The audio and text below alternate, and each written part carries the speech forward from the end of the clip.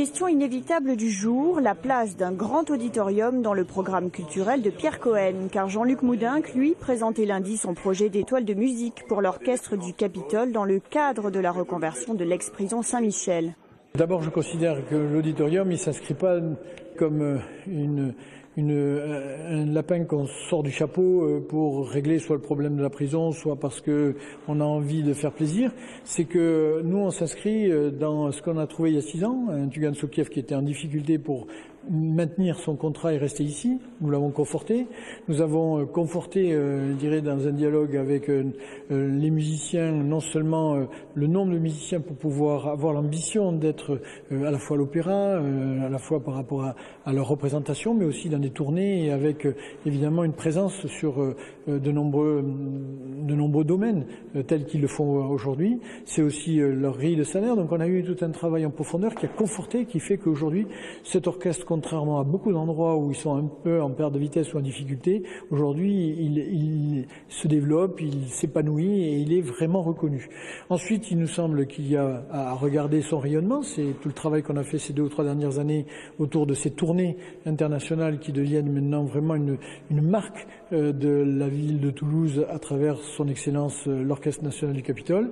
Et évidemment, à un moment, c'est les discussions que nous avons avec Tugan Sokiev pour savoir comment un auditorium doit être, je dirais, un peu l'écrin de ce joyau qui existe. Et il me semble, en tout cas c'est la proposition que je fais et que je ferai dans le prochain mandat, puisque je me donne tout le mandat pour préparer ce projet, c'est qu'il y a un endroit emblématique pour plein de raisons. D'abord, c'est une plateforme multimodale avec une sorte de, je dirais, de lieu qui, sur le plan international, la LGV, avec les TER, avec, je dirais, l'ensemble des modes de déplacement, et un grand projet urbain, puisque on met en perspective autour de cette plateforme multimodale un projet urbain autour de la gare Matabio. Il nous semble que là, s'il y a un geste architectural à un moment, parce que c'est vrai que parfois c'est demandé, autour de l'auditorium pour l'Orchestre national du Capitole et dans cet endroit-là, ça ne me semble pas incongru. Donc voilà la perspective que je lance dans le cadre de ces 6 prochaines années. Le point clé du programme culturel de Pierre Cohen, l'accessibilité avec une culture partagée par tous les publics toulousains.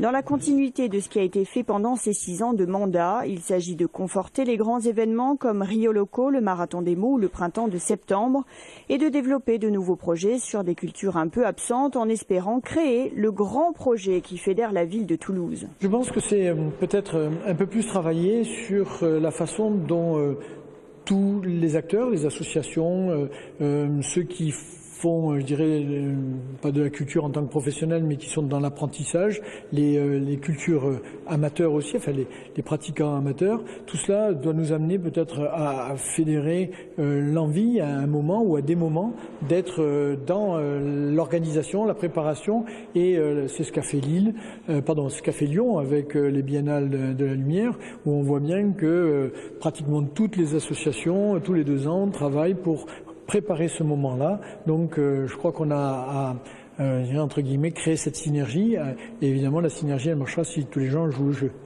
Une culture accessible à tous, c'est une culture qui ne s'arrête pas à l'hypercentre. Pierre Cohen compte bien continuer sur sa dynamique. Un quartier, un projet, comme pour Niel par exemple. Il semble qu'il y a un intérêt à mettre un lieu autour du cinéma. Alors je ne pense pas au cinéma qui se crée en termes privés, puisque évidemment il y en a qui participent. À Bordeaux-Rouge, on a prévu un lieu de cinéma privé avec 3 salles.